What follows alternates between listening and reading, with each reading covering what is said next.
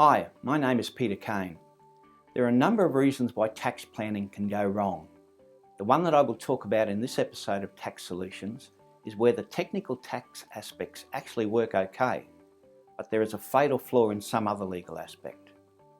That is, a legal flaw in the underlying transactions or circumstances on which the tax planning is based.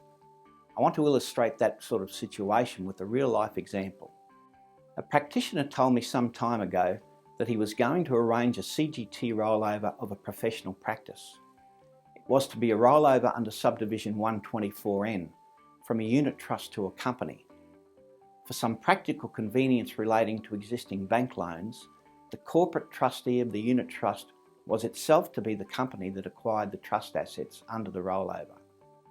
No consideration was to be provided by the trustee company for the beneficial ownership of those trust assets, and the only documentation proposed was to be minutes of directors' resolutions for the transfer. The practitioner had carefully checked the tax provisions dealing with the rollover, but the arrangement was bound to fail.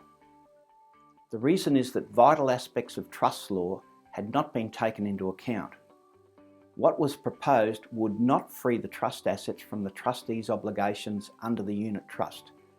There would be absolutely no change in the beneficial ownership of the trust assets, and the trustee company would continue to hold the assets merely as trustee. The mistake of that particular practitioner was to focus only on tax aspects.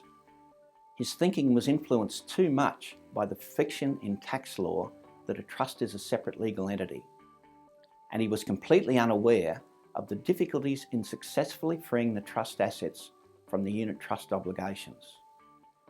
The practitioner in this case was plainly exposed to a professional negligence action.